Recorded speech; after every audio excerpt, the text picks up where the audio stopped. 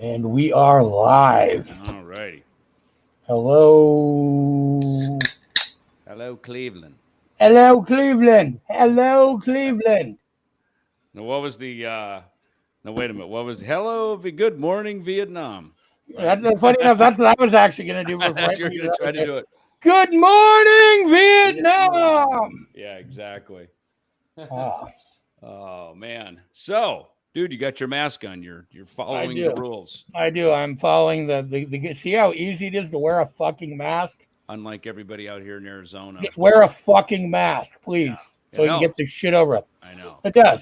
I mean, like, I don't need to be wearing one at home. This is purely for demonstrative purposes. Yeah. But it's not that hard. It's not that hard. Wear a fucking mask. And don't wear it like this. Don't wear it like this. I saw the one guy. Yeah, exactly. On the airplane was he had his "Make America Great" hat on, and then he had his mask over his eyes. Jeez. Oh man, it takes all types, doesn't it? What's up, Jerome, Abigail, Rick? Yeah, what's up, everybody? What's happening? We figured we'd jump on here. We haven't been on in a couple weeks. A couple things right away. You probably saw Megadeth tour dates with Lamb of God have been rescheduled now to July 2021. You know, we'd been hearing from Live Nation and whatnot. They're thinking probably Q3, meaning third quarter of 2021, which is now a fact. So July, August, those dates are now rescheduled for the United States, Canada.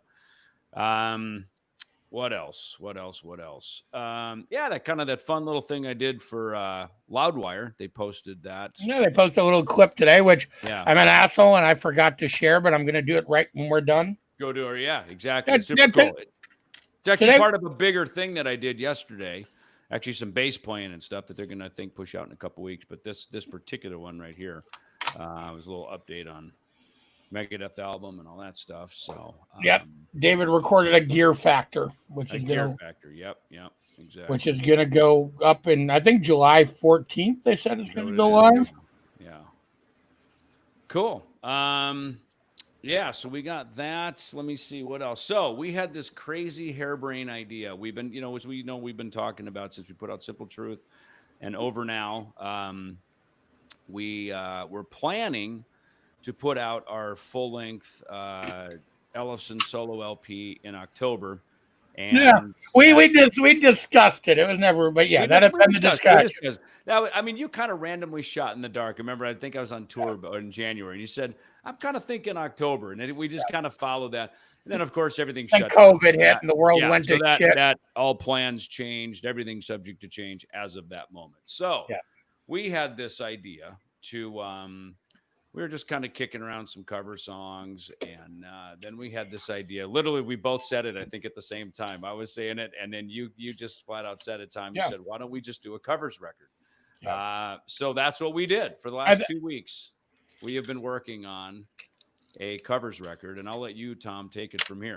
So we decided to do a covers record, and that's it. We did a covers record. So I went in the studio and I did like 15 songs in 3 days with my buddy Matt LaPlante. Andy is over in Italy, and we would call him, say, hey, how about these 4? He'd literally whip them out like a Keebler. No, here's the thing. David wouldn't stop adding songs. Like every day he's like, oh, hey, we're going to do this song now. We're going to do this song now. And I'm like, are you kidding? Like I thought I'm done. And then I'm like back. And then it's not easy shit. So, I mean. And on it goes. I know.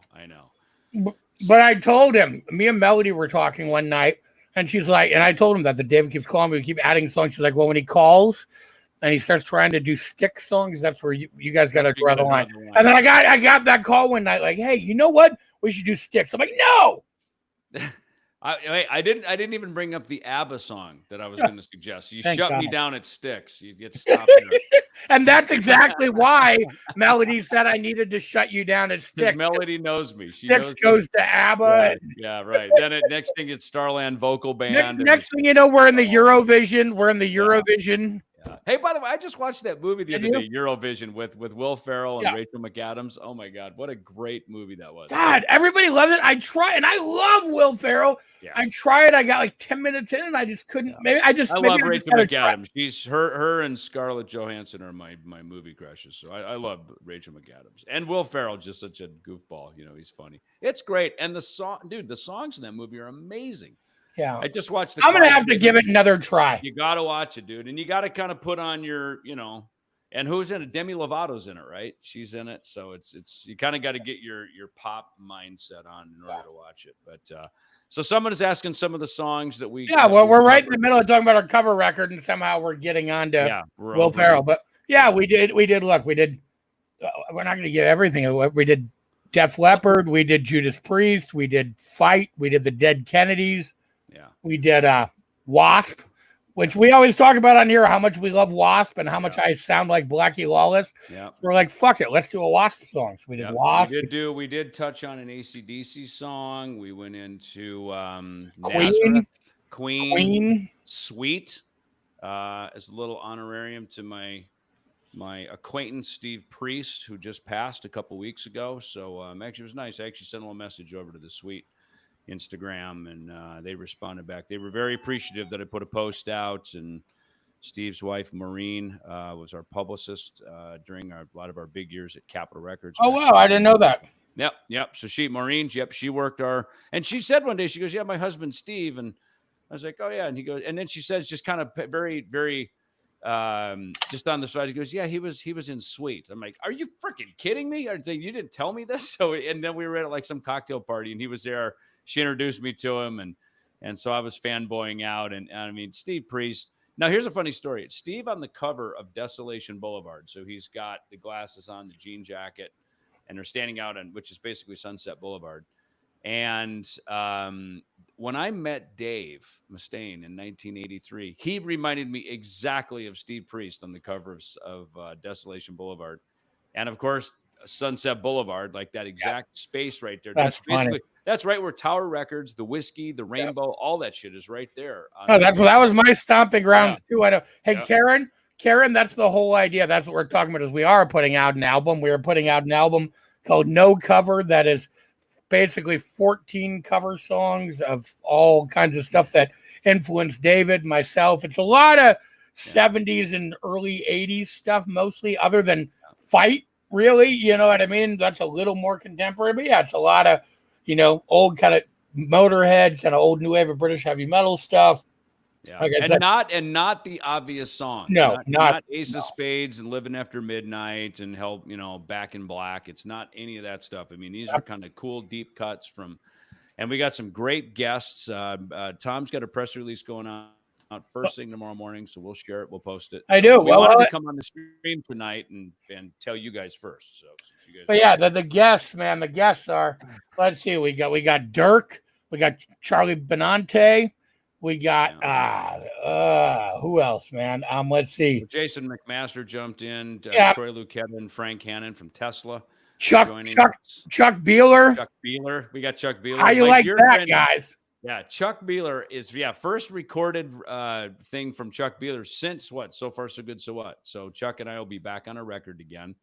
And my dear friend Greg Handovit, who we grew up together in Minnesota. He moved to LA with me. It was me, Dave, and Greg, who were the founding members of Megadeth. In fact, it was his idea to call the band Megadeth from the song Dave had. So Greg and I and Tom and Greg are going to be singing on a tune.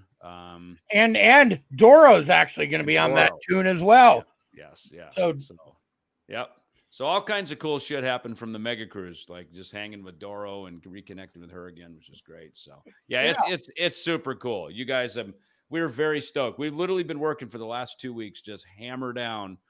We literally pumped out 16 cover songs. So we're just getting all the tracks. I mean, me and Tom and Andy are basically done. Paulo's putting drums down on some stuff. Our drummer for our band from Italy. Yeah. So he's throwing stuff down. All the guests. Dave McLean's doing a few songs. Dude, how about Twisted Sister? And a deep cut from Twisted Sister. Yeah, we're doing a Twisted Sister track with Eddie Ojeda. Yeah, deep cut, which should be very cool. So, and here's another surprise too. So if you guys want it, you can actually, we snuck up the pre-order earlier today. So you can go to that link, or you can just go to the empmerch.com site and you can pre-order. You can pre-order right now. You can go pre-order vinyl, CD, LP, cassette, I think is up there too. And yeah, we were one of the first people to pre-order. Yeah, very cool. Hey, Max from Las Vegas. How is Las Vegas, by the way? I was actually just chatting with some friends over there. Me and Chris Kale chat every few days, so it's always good to get caught up with him. And hey, Ron Thal. We know that guy. Where is he? Is he in here? Known as Bumblefoot. Yes, Ron always stops by. It's nice. So what's up there, buddy? What are you doing, Bumble? So, oh yeah, there you go. You put it in there. No cover. Yeah, you're gonna love the album cover too. It's friggin' awesome, man. I mean, this is straight back to some early stuff. Early stuff. The cover is basically, how can I say, a modern reimagined homage of another album cover that we both really love, from an album that we both really loved, and we kind of took that image and modernized it. The original one was a painting, and this is kind of a photorealistic interpretation of it. But it's definitely just an homage to something that we both really love. From a super popular band that doesn't play any songs from that album live. Yeah, that's a fact. So, and hey, by the way, I'm actually going to be doing an Instagram takeover for Jackson Guitars. Official Jackson Guitars is what it is. Because speaking of Def Leppard, Phil Collin has been doing some Instagram takeovers. I'm going to do one. Let me see when it is. It is next Friday, July 10th. I'm going to be doing that. So I'll be showing off some of my basses here at the house, and that kind of stuff. So, yeah. So we've got, in fact, actually, Thom, I'm going to go film some stuff for Jackson too. Are you? Yeah, because I got another bass coming up later this year. In fact, these black ones, these 30th anniversary ones, these things are sold out. They just blew right through. So we're actually getting more of those in stock right now. And but yeah, there's another one I can't show you. Oh yeah, there it is. There's the album cover. So thanks to the amazing Melody Myers. We said one day we were talking about doing the Def Leppard song. I'm like, God, it'd be really cool to do kind of an homage to the On Through the Night cover and do a semi, but have your bass in the back of it and kind of just modernize it. And that's what we did. So there you go. There's the cover. And if you go to the pre-order page, it's actually up on there too, but nobody knows that. It's a little Easter egg, man. Yeah. So, God, should we play a little clip of something? We could. I mean, I got all the rest. Who wants to hear something? Let's see a show of hands. Yeah. Let's see a show of comments, man. If you want to hear a little preview of one of the songs from the tribute record. You got Russ. What do you think? We do. We got Russ. Who wants to hear it? Hey, Gooley's heard the Russ. He's heard almost all of them. I tell you what, dude. That Twisted Sister one's pretty rad, man. Should we play him a little bit of Tear It Loose? I could do that. It's pretty friggin' good, dude. It's pretty my God. You know, it's amazing. I swear to God. I think McLean just told me he just emailed me. God, let me see if I got it. Dave McLean's playing on some stuff for he just emailed me Tear It Loose. Let me see if I can get it to open. Yeah, let me see. Give me 2 minutes. You talk. Entertain everyone. I'll talk. All right. So anyway, all right, it's up to me. And now over to you. And now over to you, David. Have a drink. Coffee. By the way, you can go order. Actually, it's water. What? Oh, yeah. Here's the link. What's the order thing? EllefsonCoffeeCo.com. I was just going to say, so Ellefson Coffee, we actually did brand new labels for our, speaking of Eddie Ojeda and Twisted Sister, Roast in Peace and Eddie Ojeda have brand new killer labels. So if you order, they're limited edition. And if you order right now, every bag of coffee that gets ordered right now is hand fulfilled and signed by that man right there, David Ellefson. So jump over to EllefsonCoffeeCo.com and order your limited edition new Rust in Peace and Eddie Ojeda Dark and Twisted bags signed by David. And if you live in Phoenix, he might show up at your house and deliver it. That's like every week. Bring a bag over. That's what every day, because I'm sitting there going through the orders, and it's usually Roman. He'll like notice it and go, hey, you'll go, hey, that person lives over here in Phoenix or in Scottsdale or in Paradise Valley. So I'm like, you know what? I'm driving over to see him. So I drive over. I do the personal delivery. Hey, Greg Hanovet. I just saw Greg. Yay! Nice, Greg. What's happening, buddy? Is it funny? So Greg tells a great story. This is the Motorhead song we covered, and I won't give it away, but Greg tells a great story in our book, More Life with Deth, about when he and I were growing up, and in order to get booked around the Midwest and play the ballrooms, we had to have like this top 40 set. And of course, we were a hard rock and metal band. So we would have this set list that had like things like Eddie Money and 38 Special and all this stuff on it. And then we'd show up at the gig and they'd look at our set list. We go, yeah, we're not playing that song now. Now we're playing a Motorhead song. Or an Anthrax song. Hey, look who joined us. Look who's here. Fucking Charlie Benante. Hey, Heather, what's going on? What's happening, buddy? How are you? you? What's going on, dude? I'm good. How's everything going? Man, it's going great. It's going. We just announced the record. We just announced it. And by the way, meet one of our drummers, Charlie Benante. Charlie was kind enough. How sick are we of doing quarantine things? It's like you were like, I just want to play on something. I'm just tired of sitting around doing it. Sure, send me. I loved it. I love the batch of songs that you guys picked. So I was like totally stoked about it. Nice. And especially the Queen one, because there's always been this part in that song that's always been so crazy to me, that timbali part with the flange on it. Yeah. In Sheer Heart Attack. Sheer Heart Attack. Yeah, so that's the song. Oh, Sheer Heart Attack is on there. And you know what's so funny? Some of my favorite Queen songs were written by Roger Taylor. Like even Radio Gaga, which is, much later and a big pop song and stuff, but it was written by him. Like he wrote these amazing songs, and what's cool in Sheer Heart Attack, he actually played guitar on it too. And I love that story about Sheer Heart Attack.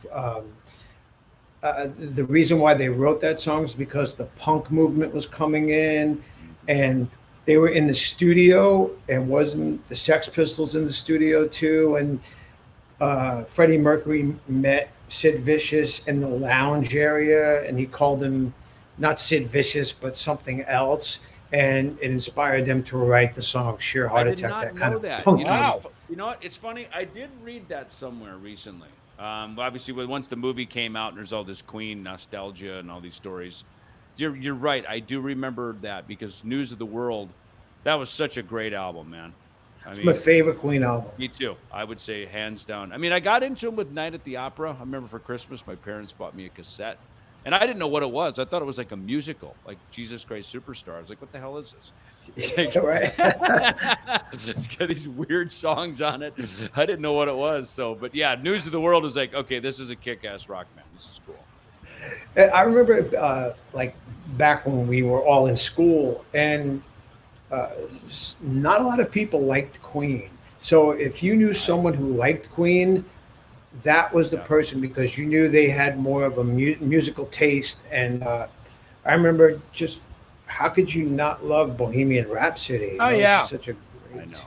Well, look, and the real reason we could actually do a Queen song is because of Bumblefoot. So, I mean, again, he's got that. Like, I couldn't, I mean, that's all him. I mean, he just did all these crazy harmonies, and then I went and did crazy harmonies to his crazy harmonies, and it's just like, holy shit, we managed to cover a Queen song somehow. So, that was the thing we were talking about. We're going, how in the hell? I mean, because to me, right away, is the obvious Queen song was Sheer Heart Attack, just because of that whole all that down picking. It's everything we do, right? It's so big for, right? And then, but I'm just going, all right, who the hell is going to sing that? I mean, like who?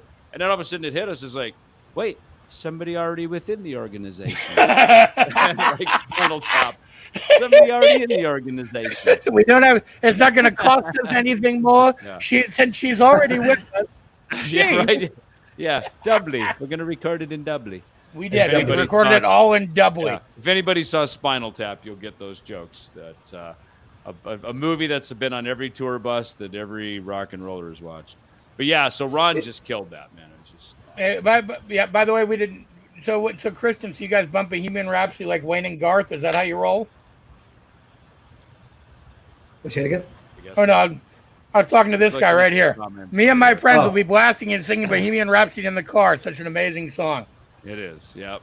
It's such a great, and you know that when they did it in Wayne's World, it had such a resurgence. I know. It was so perfect. Yeah. Yeah. Long before the movie. It's. Hey, so what are you up to these days? Just, I mean, you're your band lives in New York, you in Chicago, Scott's out Scott's in in LA. Can you LA. guys work? Can you do anything, or are you just kind of We, sitting there? to be quite honest with you, like we have a bunch of material for this next record, and right before the COVID thing kind of hit hard, we were all going to get together here in Chicago to start doing more of it, and then it was just like stop, and that was it. And I think because of that, we lost a little bit of momentum, but now we've kind of picked it up again. And then, we have this Persistence of Time reissue coming out in August. It's actually the same date it came out, 30 years. Wow, that's awesome. Wow. And I worked on that for about a year and a half, compiling it and just doing all that stuff. So I'm really excited about that, because you know how it is when you make a record and the sound is so awesome, and then throughout the years it just loses the tonality, the bass of it. So remastered that one, and it sounds so awesome. I'm so happy about it. And I rediscovered songs again from that record. And it's funny, from that time when that record came out, that was one of those records that to me defined modern production at the time, man. Persistence of Time, Countdown to Extinction, Dr. Feelgood. There was like those few records that just helped usher in that next level production, man. And Persistence was one of those records. Just that killer bass. Speaking of those records at the time, and yeah, you're absolutely right, because we worked with Thompson and Barbiero on that record. Yeah. And they definitely wanted to push it up a notch going into the 90s, that sound. Yeah. And absolutely, that record too, the Megadeth record, totally sounds so great too. Yeah. Yeah. Hey, what is the release date on it for Persistence? I think it's August 23rd, August 24th. Because Rust in Peace was September, 24th or something. It was like a month after, and then we did the next year, so like 1991 was when we did Clash of the Titans. Yeah. Slayer had just put out Seasons of the Abyss, right? Wasn't it Seasons of the Abyss, Rust in Peace, Seasons of the Abyss, Time, right? We put out Persistence, and then bam, we were on tour with Maiden for like 6 months. Wow. Lucky you. Europe, and then over here, and then after that we jumped right to Clash of Titans. Yeah, right. And that was not a bad year for Anthrax. Yeah. Remember we all agreed on putting Alice in Chains on, and those poor guys had to sit there and get pelted with rocks and trash. And then right after Clash of the Titans, they went out with Van Halen. It was just kind of like, you know what, fuck you all. The funny thing about that is, like, I think I watched Alice every night. Like, if we didn't go on after Alice or something, because it all rotated, I would watch those guys every night, and I just loved them. I thought they were they're great, so good. And it's like, like you people who are booing right now, 6 months later. How dumb do all those people feel now that were booing Alice in Chains at Clash of the Titans? How dumb do all those people feel now? The band that then changed the world like a year later, so. Yeah, and it's funny because if you think about the four bands, like our four bands that changed different, music basically, the sound, the style, of course. Then you had those four bands, Soundgarden, Alice, Nirvana, and I'm missing one, Pearl Jam. Bam.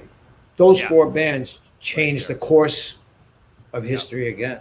For sure. It's crazy. No, absolutely. Yep, absolutely. Has that happened since?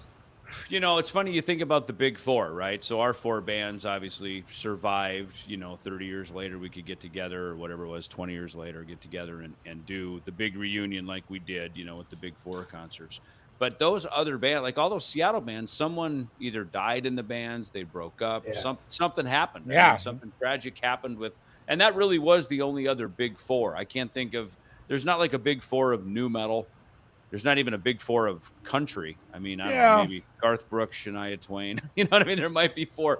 But I mean, when you think about any genre, hip hop, a lot of those hip hop guys, of course, there's movies about their genre and stuff that happened. And a lot of that was, people died there as well. So it's interesting that the Seattle movement, like you say, Nirvana, Alice in Chains, Soundgarden, Pearl Jam, it's like You know? I mean, out of all those bands, the only one that's still intact is Pearl Jam, which is crazy if you think about it. And really, they came out of Mother Love Bone, right? Yeah. Which has a tragedy in it, right? Which had a tragic death. Yeah, exactly. Had a tragedy. Yep. So it's yeah. What I remember, we had. I always tell the story. We had like one little run of dates in Europe, and then we were going to come home for like a month, and then I remember I think it was me and Scott and Thom. Did some press in LA, and that was kind of right at that moment where we had this band called Ellefson Chains was on our, on the day sheet walking into the Volkshaus in Zurich. Remember that venue? And I remember me and Marty walked in and went, Ellefson Chains, what kind of freaking name is that? Like laughing at it. Like, what the hell is this, like a cartoon band? What is this? And then they started playing and we're like, whoa, it sounds pretty good. So we went up and we watched them. And I remember that night we called home to our manager, Ron Lafitte, and just said, we got to get this band in Clash of the Titans. Because remember, we didn't have an opening band yet. So we threw them in. And it's so funny how we all agreed. Yep, it's like, yeah, that's the band. Like Scott was into them. And I don't know if you were probably listening to them. I loved it. I thought they were great. I was really excited that they were on the bill. And I remember immediately kind of being friends, and Jerry would like ride on our bus, and Jerry was working on the next album, and I would hear some of those songs that he was working on. And of course they played like the song Wood. They played that during the show. Yes. I remember that. I remember he would be next door to in between our dressing rooms, and he'd fish during the day. He'd fish. Yeah. Like at Deer Creek was at Indianapolis. He'd walk out and he'd find a little watering hole or a fishing pond. He'd fish. Then he'd come back in and he would write. I remember that. Yeah. And I just remember hearing what would become Dirt, and it was like, this is great shit. You know what was cool about that is that was the first time I ever got hip to drop tuning, right? So I remember coming home off that tour and we were writing stuff for what would then become Countdown to Extinction for us. And I remember doing the drop thing. I'm like, oh my God, that is so cool. It just sounded different because, our bands, we all wrote in sort of standard tuning. So, after a while you're like, where's some inspiration. And so Ellefson Chains would, do the drop D thing. And I remember taking songs into Dave and Marty and just go, what do you think? And they're like, what are you talking about? We don't drop tune. There's no drop tuning allowed here. So I kept those little riffs around for like 10 years later, 20 years later. And we put them out last year on Sleeping Giants, probably. Exactly, put them out last year. It's funny how you said no drop tuning. I think of that Buddy Rich story because he didn't like anybody in his band to have any facial hair. And if they did, they were gone. Buddy Rich. No facial hair, no drop tuning. No facial hair. No beard for you. No drop. Yeah. When did you start doing that? When did you start doing any kind of tuning stuff? Did you?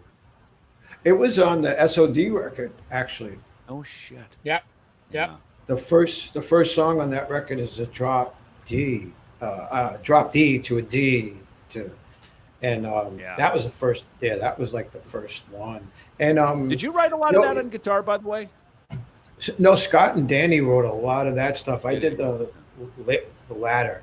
But the other band that had a lot of dropped tuning was King's X. Yeah. Yeah. Oh yeah. Big time. They would do a lot of that stuff, and they perfected that so well. Yeah. They.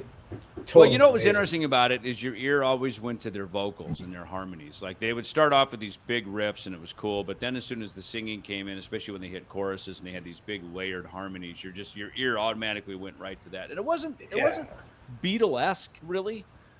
They found their own thing, which was so cool because the obvious is now it's funny. I go back and listen to records from when I was a kid, like Electric Light Orchestra, and I'm like, oh my God, it's just the Beatles.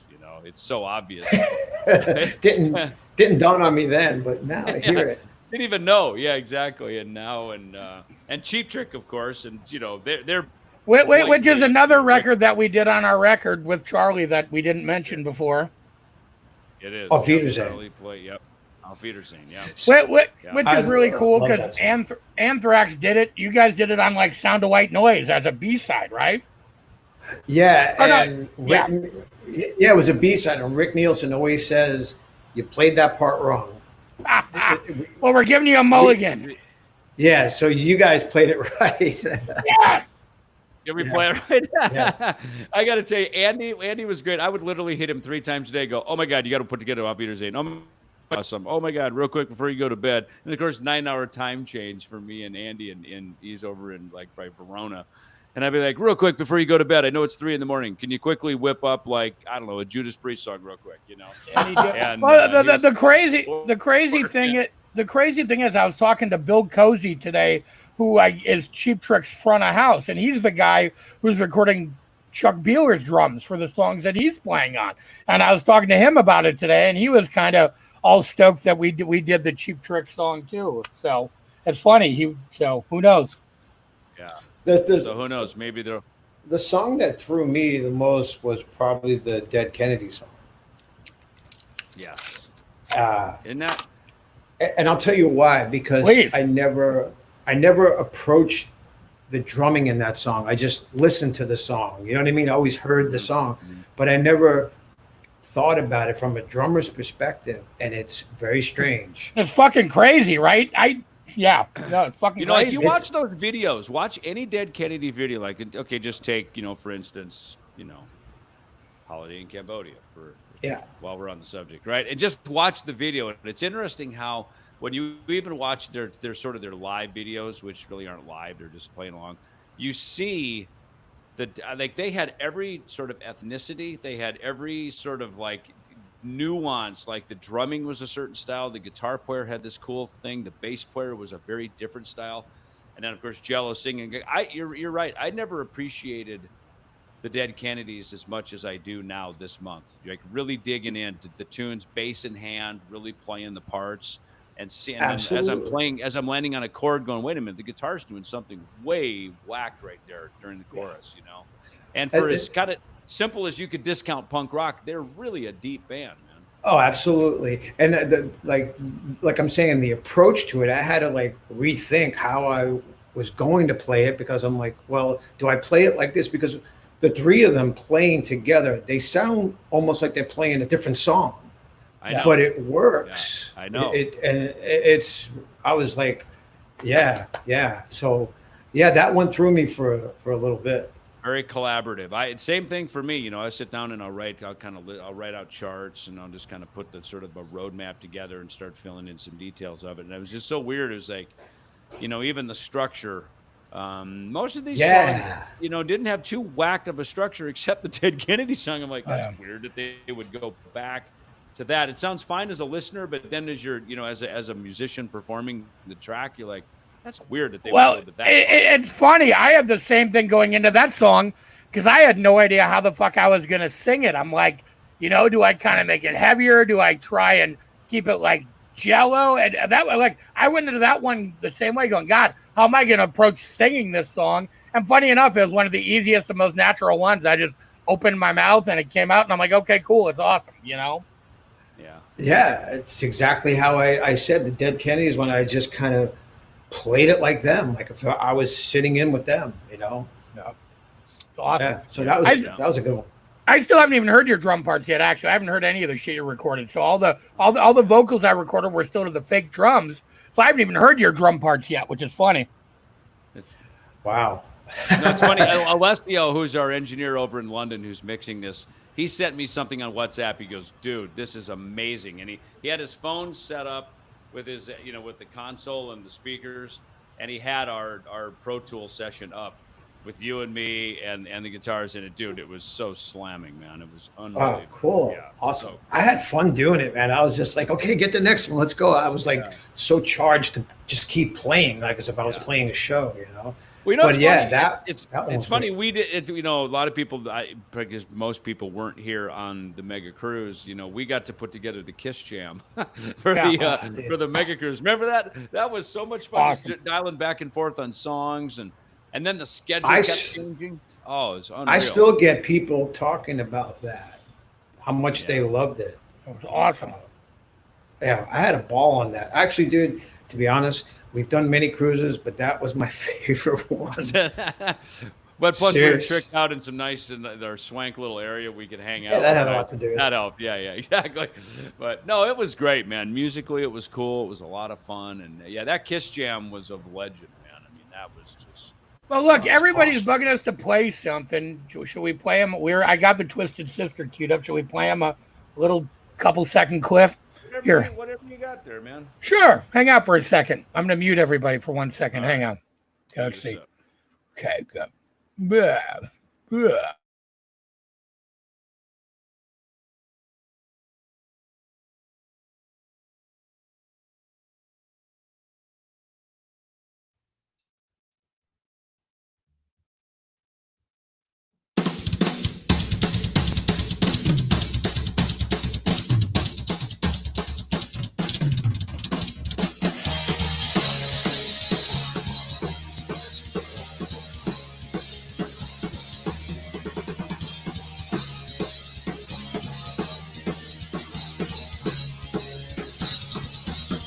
There ain't no way I'm gonna wait for Saturday night. I've worked all day, I've slaved away, I gotta set it right. I'm gonna hit the streets, cruise around, gotta find some action. Ain't gonna stop until I drop or get some satisfaction. Gonna tear it loose. Gonna shout it from the roof. Blast my way into the night. I'm gonna live my dream. Shout and scream. Tear it loose. Tear it loose. Tear it loose. Tear it loose. Tear it loose. Tear it loose. Tear it loose. Tear it loose. I'm brutalized, computerized, punched in and punched out. Here comes the night and just it right to be shut it all out. I'm breaking down the barricade, gonna slow the hands of time. Don't waste away the rest of the day, it's such a fucking crime. Gonna tear it loose. Gonna shout it from the roof. Blast my way into the night. Gonna live my dream. Shout and scream. Tear it loose. Tear it loose. Tear it loose. Tear it loose. Tear it loose. Killer, dude. That's awesome. That's There great. you go. A little bit of rough ass Twisted Sister. But yeah, no, that's for everyone's house. That's Dave McClain playing drums on that one. And that's just a rough. I mean, that's all. Yeah. It's funny. It's rough. That's It's not literally mixed. rough. I mean, Yeah. it's like literally just push the faders up and make a rough mix. So yeah, that one was actually kind of mostly done. Eddie's gonna play a solo on it, and it's funny. That was actually Eddie Ojada's idea to do that song. Yeah. When you hit him up, I figured he'd go for some of the obvious, like the obvious Twisted Sister songs, and he brought that one up. I'm just like, wow, like that's a deep cut, but it's cool, man. I like it. It's fun to do. It's stuff funny, with deep cuts. Coming from New York, like, Twisted Sister was always this, thing from New York. Right. And I remember going to record stores in my area, whatever, and there would always be a Twisted Sister thing, So Yeah. we would get the singles and stuff like that. And yeah, we supported them back in, when I was younger. I loved them. They were the Motley Crue of New York, Yeah, basically. pretty much, Yeah. right? I mean, But they were the only band at that time who didn't have a deal, and they were like, well, it's in the documentary, but they were selling out like the Palladium and big Right. places. They had a huge following. yeah, which is cool. I know it's funny, we had D on one of these live streams a couple months back, and then we had JJ on. That was when we did the Mark Weiss thing, right? That was when We did had the Mark Weiss JJ and podcast. Eddie. I think Charlie was on both of those too, wasn't he? Yeah, that's when. Yeah, I you think and so, Scott yeah. Yeah, you and Scott were on that one. Yeah, man. Yeah. So I saw you guys reschedule your dates for 2021. Yes, they just today they pushed it out. Like Live Nation has been talking about that. They've been saying Q3. Is nothing will happen until third quarter, and that's exactly what it is. It's July and August. And the Lamb of God guys, by the way, check out the Lamb of God album. I mean, just freaking awesome. And they had the perfect setup for that. For the record to come out, be on tour. I guess it'll still be great when they're on tour. It'll be amazing. But I think for us, it'll probably set it up pretty good for us to drop our new album. It'll take all of this year to get the thing done. I mean, Kiko's over in Finland, and you're like the one band in the world that actually benefited from the coronavirus. I know. Well, and it's like what you were saying, Charlie. You got people, your band scattered across, 3 different cities, and to try to get everybody. And you're right. It's like we're supposed to go to Nashville at the end of March, and then it just got shut. That all got pushed back. It's like, and it's a buzzkill. You're like, oh man. Then you kind of got to try to ramp it up. And fortunately, I went over to Nashville end of May. Dirk didn't want to fly, so he drove over. I was like, screw it, just get on the plane and go. So I went over. Nashville wasn't bad with any COVID stuff. Arizona at that time was fine. So I just, went over there for 11, 12 days, banged it out, and came home. And then, of course, all hell broke loose here in town in Phoenix. Now I saw. Yeah. Well, it's like people, they're like, hey, we got to open the economy. And then people just forgot, like, there's a, devastating virus. So they just went out, right? It's like, by the way, there's still a pandemic going on here. And everybody, once the weather got warmer and everything, everybody's like, okay, cool, let's go. And everyone just lost their fucking minds. I know, exactly. So, meanwhile, Tom's safe up in Green Bay, Wisconsin. Yep. I don't think there is any COVID up there. Oh, there's COVID up here. It's too cold. Too cold. Hey, it's just as cold where you are, buddy, and it's actually like 120 degrees here. It's actually colder there. You guys got the lake effect. I know. Well, dude, you've been like the absolute quarantine jam god. I mean, you put together like the best quarantine jams that will live forever on YouTube. And it was kind of funny because as we were watching you do that, that's as Tom and I were like, I mean, I guess it's the one luxury of having a record label is like we can kind of just screw it, let's make an album. Yeah, let's put out a record. What the hell? Yeah, it's it's not cheap. If you're just tuning in, we announced that we have a new covers album, No Cover, coming out in October. Charlie's on it, Eddie Ojeda from Twisted Sister, Frank Hannon and Troy Luccketta from Tesla, Mark Slaughter, Jason McMaster from Dangerous Toys, Dave McClain, Dirk. Yeah. I mean, just so many people I can't even keep. Gus G, Doro. I mean, wow, that's awesome. Yeah, like crazy, right? That's a good little list of a bunch of people. Hey, so basically, we're all just bored, sitting around doing nothing. Going, sure, I'll play. Sure, why not? And it's great because all of our friends are bored too. It's been so literally no one has said no. Yeah. No one has said no. To me, it's like when I used to come home from school and go in my room, put on my headphones, and play along to stuff. It's exactly what I'm doing now. It's right. It's like we're going back and digging into like deep cuts of stuff, and absolutely, I love it. I mean, that's basically what this record was. That's why I think when we were just sitting there on chat and text, just like going, "Hey, what about this? Hey, you want to play on that?" And you're like, "Oh my God, sure, I'd love to do that." And so it's great because it's like just like what you do on YouTube. It's just we're basically just fun. Forming a little band for an afternoon, And people love it. People love it too. And the thing that it does, especially for myself, it inspires me. It's like, okay, now I want to try this. Now I want to do that. Oh, wait, I got to get back to my day job at one point here, But you know what, though, Charlie? Let's face it. We all start out playing covers because it's all when you first start playing drums or bass, in my case, guitar for both of us. Yeah. You start playing. And I don't know about you, that's why I played guitar, because it was easier to learn rock songs and be able to write from the guitar point of view. It's easier to write from guitar than from bass for me. And so, but that's what we learned we all started there. Then we kind of learned how to write songs, and then we became our own guys. And so it's funny all these years later to go back and play covers. For like 20 years in Megadeth, I played no covers. And it was really weird. I felt really kind of disconnected. I felt my chops get a little stagnant and stale because all we did is like you guys, we just worked so hard year in, year out, just always being Megadeth and you being Anthrax, that then there was a season where I started going out and jamming and doing things with the Rock and Roll Fantasy Camp and all-star jams and various things. And then all of a sudden it's like, God, I fell in love with playing cover tunes again, again, everything from whatever it was, Priest, Aerosmith. Yeah. It inspires you. Yeah. It inspires you to kind of, I was watching something tonight with Paul McCartney, and he was telling great stories about how, because his dad and his mom and all his aunties, he calls them, they would come over the house and his dad would be the piano player and they would play all these different songs and they would sing. And he's like, I'd just be there listening to all these songs. And then once my dad got arthritis, I would be the piano player. So that's how he started to learn how to make different songs, like When I'm 64, things like that. And I was listening to him say that and I'm like, exactly.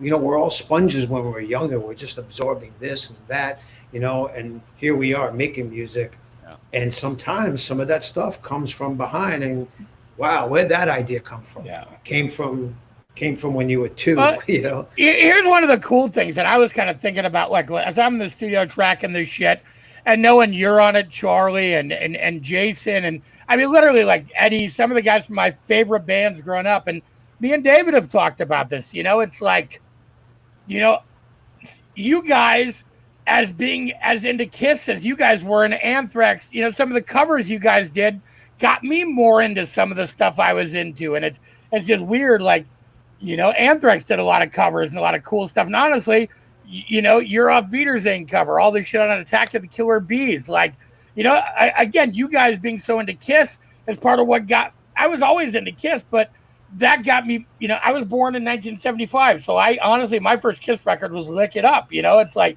you guys being so into 70s Kiss made me dig back. And it's just funny how, that's one of the things I think about when I was recording this. You were 80s Kiss guy. I totally was, man. Like let's put the X in sex was my Kiss. And it's funny. I can say I never did buy that album, but it's funny. So you guys played on Wiedersehen one day. I forgot what tour we were on. If it was either Euthanasia or maybe it was Rust in Peace. You know how you go to Japan and especially back in those days, it's something you're playing like 5 nights in Tokyo. So we were like, okay, we got to come up with some new songs. We're playing every song we know in the set. So So we started playing a couple covers. And I remember Auf Wiedersehen was one of them. And we thought like, oh my God, they'll love this. Cheap Trick live at Budokan. This is the album that made them. Right. So we learned it. We go out, we play it, and they're looking at us like, what the hell are the song of these? What the hell are these guys doing? And it's right over their head. And we went, all right, scratch that one off. So it's funny. Megan actually did play Auf Wiedersehen one time, and it was like, Don't you hate when that happens, when you're all pumped about a song? Oh, can't wait to go out and play it. And it's just like crickets. Yeah. You're standing there. It's like watching your pants fall down on stage. Yeah. Like, oh my God, this is so embarrassing. One of the other things that McCartney said, which, dude, I know it, but I just never thought about it. They were the original ones that did cover songs. Yeah, totally. Dude, the Hamburg Years and the Cavern Club. Oh my God, it's always. He was talking about Twist and Shout. It's Isley Brothers song, of course, and it's like that was huge for the Beatles, and nobody knew. Yeah, it's funny, isn't it? The Beatles. I mean, the Hamburg Years was all about that, tightening up, playing covers, tightening up their show, and they're tightening up the original songs. And growing up in Minnesota, we'd play these ballrooms, and it was like 4 sets a night, 4 45-minute sets. You play 45, 15-minute, basically a pee break, grab a beer. We were underage, so we weren't supposed to drink, and then we go back up and play another set, and from like 9 at night till 1 in the morning. And me too. Right? You did that, right?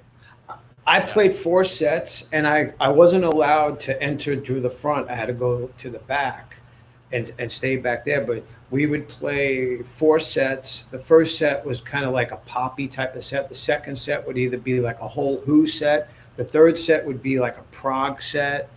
And by the 4th set, I was done. Right. Yeah. That's actually a good idea. Funny, my friend Greg Hanover, right? So we grew up together, and he's playing on our Motorhead song because we eventually, because our booking agent, she wanted us to have this, like top 40 set. She's like, look, that's the only way we can get you guys booked. Once you're in there, then you can play some of your own songs, throw some stuff in. Just, don't piss off the bar owner too bad. If he's giving you the stink eye, start playing a top 40 song again, So we would come in and play a Cars song. Yeah, right. We had this set list, and if you've ever had like Eddie Money, the Cars, 38 Special, all bait and switch. Yeah, like that's right. Billy Squire, and then we'd like, You go, hey, how come you didn't play these? Well, we replaced that with Motorhead, and we put in Iron Maiden Killers. And, we wrote about that in the book, didn't we? That's in More Life with Death, I think. Yeah. So that's why we chose Shameless that particular Motorhead song that we're playing. That now Doro's going to sing on with Greg and Thom. So that's why we put that in there as an homage to the four sets a night Minnesota days for me and Greg. So that's the way you do it. Well, look, tomorrow the announcement's going out. Charlie, thanks for joining us, man. I think thanks, guys. Yeah, Charlie's got an early engagement tomorrow, so we're going to let him off the hook. So, Charlie, thank you for joining us, buddy. Good to sit and hang. Good seeing you guys, man. Yep. Thanks for jamming. Super cool. Thanks. See you, buddy. Thank you. Yeah. How cool is that? Never know who's going to drop in with us, man. No. Yeah, we got Bumblefoot over here. We got Greg Handovit. We got Mitch LaFon stopped in, who's our friend from Montreal. Sarah's over there. Hey, Sarah. Billy Squire, Motorhead. You know, I actually sent Ron the link. I'm like, dude, jump in. And he never did. So he probably didn't see it. I sent it to him on Messenger. But boo to you, Bumblefoot. I'm going down to pick up another order of Ellefson coffee tomorrow and sit over here in my. Are you? And fulfill make sure when you do, take some pictures of the new labels because I haven't even seen them yet. Yeah, Hannah actually called me today, or we talked. No, it was yesterday, and she's like, "Oh my gosh, these new labels look amazing." So yeah, the die cut labels. Yeah, so she was way stoked. So yeah, some of the new labels are coming out. So new limited edition labels, EllefsonCoffeeCo.com. Go order them, get them while you can. Yeah. Hey, Savannah. Hey, thanks for supporting us in Australia, Miss Metal Official. She's actually supporting our Ellefson Coffee over there in Australia. She is. We've been talking about that. Yep. She said she reached out to you, contacted you. So again, you can go pre-order the record right now at this link. I'll post it again. Is this it? Yes. Yeah. There you go. You can go there and you can go order you can pre-order the vinyl, CD, or cassette of No Cover. The full press release is coming out tomorrow.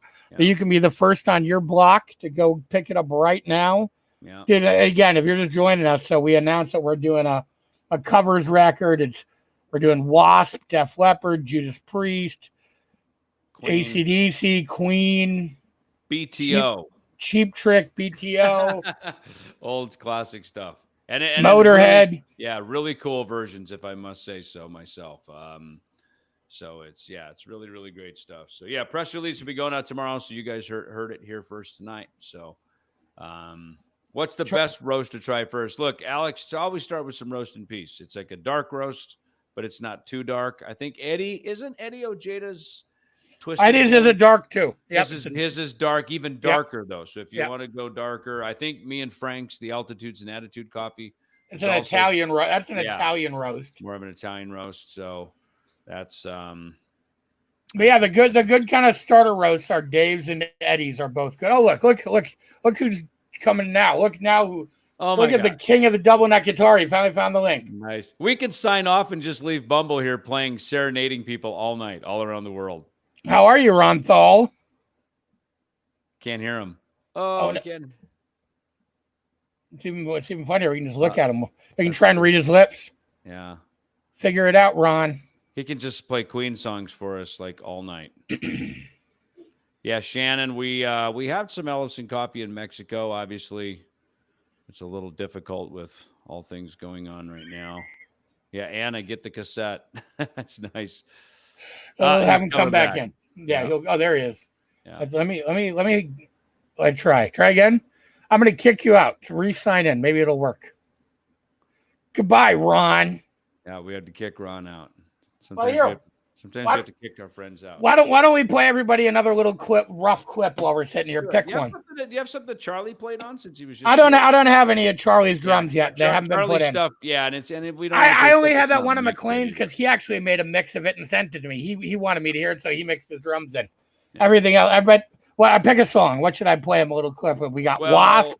We got Dead Kennedys. Those both sound pretty cool. Play the Wasp tune then, because that is you. You are Blackie. All right. Yeah. None more Blackie. Somebody actually, I played somebody the rough the other day, and they said, "Wow!" And they're a huge Wasp fan. They said, "I thought up until now, I thought Blackie had the raspiest voice in heavy metal," and they were like, "No, it's you." I was like, "That's a hell of a compliment." All right, fine. Here, entertain everybody while I go queue up some All rock. right. You know, tao.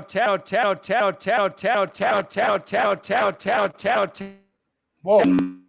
What the fuck was that?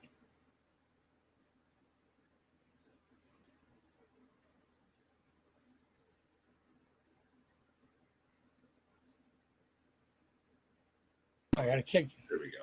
Is that back? Is that back? Yeah, I think so. Talk. What the hell happened here? I don't know. All right. Freaking StreamYard's giving us problems here. Yeah. It's not. I don't blame it on StreamYard. Blame it on probably your. Well, something happened here, man. What happened? My whole rig went dark. What the hell happened here? Let's see. Oh, I think we can hear. I think it's working now. It was too heavy. You had too much metal. What the hell? It was working, but it was making me feedback. Can you hear me? I can hear you. You're good now. You're good. All right, let me go. The microphone's not working, so I'm going to have to do it like they do in Jimmy Fallon, where they have a microphone sitting there that doesn't work. All right, there you go. Go for it. It looks cool. Okay, let's see. All right, StreamYard. Shoot. That was weird, Tyson. So let's see. Weird. Now my mic's back. Good. Here we go. Yeah, there you go. Ready? Ready? Good. Yeah, play a little bit of it. Don't have to play all of it. Just play some of it. I'm not gonna play all of it. Quiet, Pebble.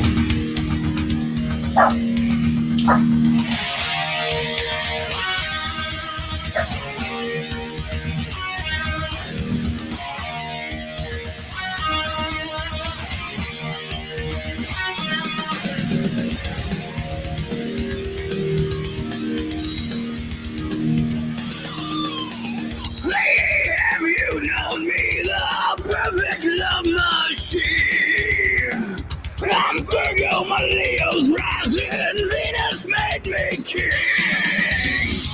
That trail of broken hearts, they all belong to me. Magic runs through my fingers. One touch you'll see. Hello, me. Well, I need my love machine. Oh, hello, me. Well, I need my love machine. Oh, hello, me. Well, I need my love machine. Oh, hello, me. Well, I need my love machine tonight.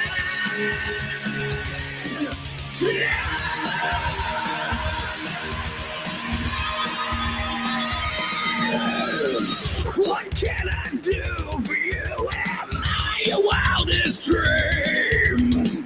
What do I move in you? Am I what I seem? My eyes are lie and you cry love and bring you pain. And if you try to love me, you won't be the same. Hello, me. Well, I need my love machine. Oh, hello, me. Well, I need my love machine. Oh, hello, me. Well, I need my love machine. Oh, hello, me. Well, I need my love machine tonight.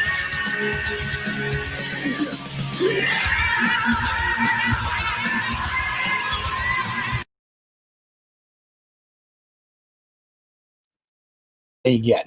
All right, and obviously that is a rough mix. That's Oh, not yeah. a mix. There's all kinds of crazy stuff. So we're just sneaking out little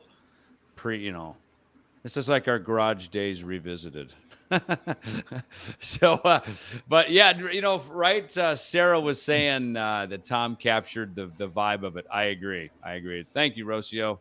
Thank you. And yes, Pebbles needed some loving. So Yeah, somebody was knocking on the door. Actually, that's why is Pebbles that what it was? barking. Yeah. No, I know it was that was a good one. And it's funny, Sarah, so we know each other from way back in the day. She actually knew Dave before I think, didn't you say you helped Metallica book? She helped Metallica get their first show ever. Show at what was Somewhere the in place? Long Beach. Yeah, down in Long Beach or something. But yeah, I remember when they played Wasp. I remember right when I got to LA in June of '83, exactly 37 years ago now. They had just played their final show at the Troubadour. They just got signed to Capitol Records. They played at the Troubadour, and then they sailed off. And then they went on tour, I think, with Iron Maiden. Didn't they go out with Maiden or something? Because Rod Smallwood managed them. They were on Capitol Records.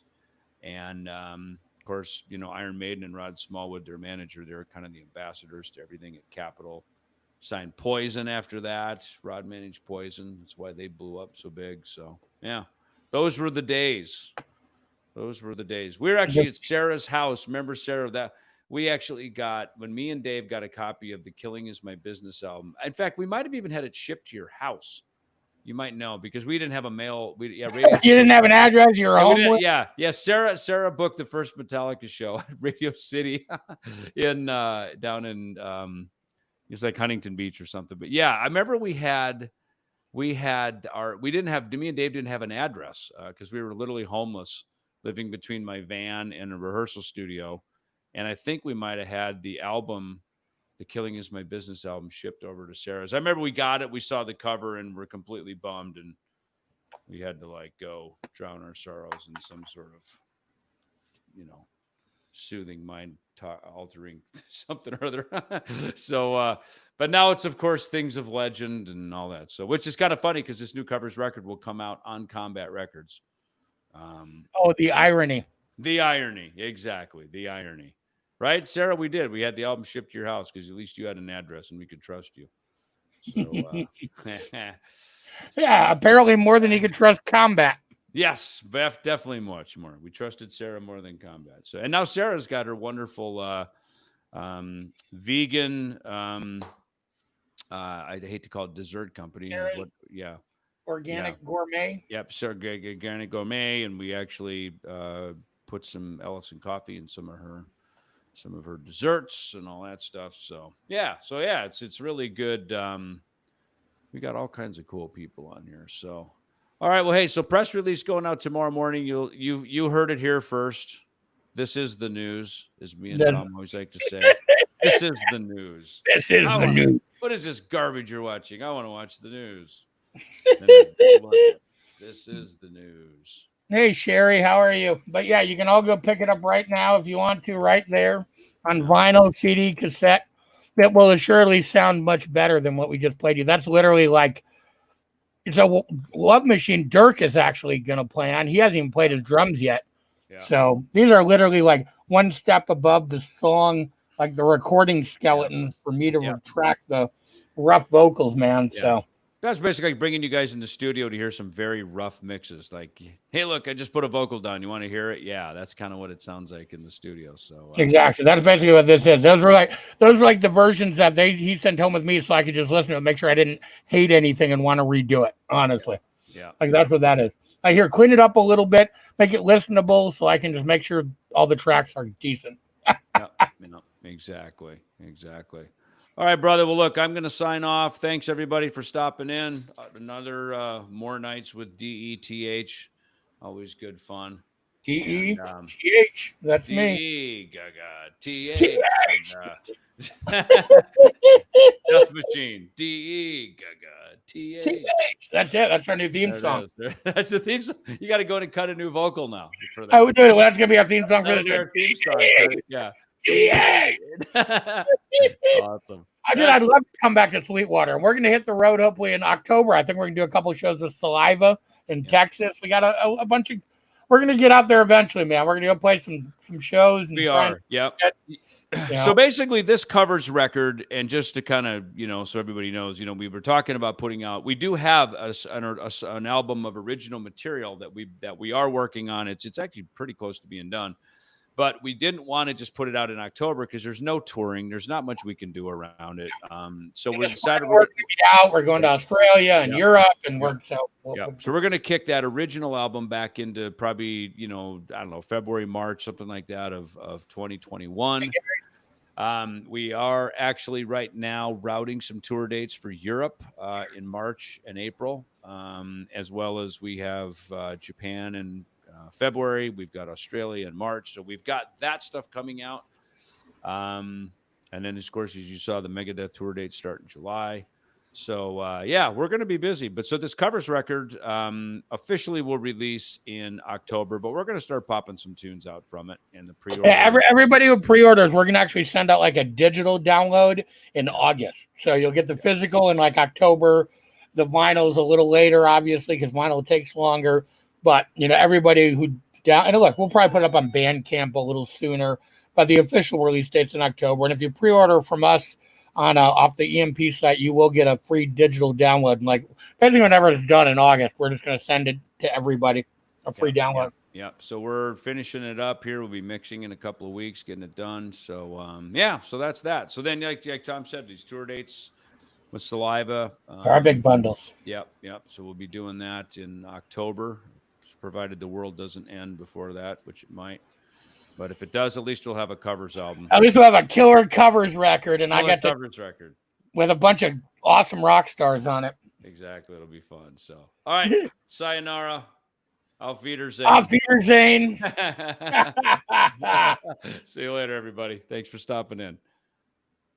Go order coffee on our record. There you go.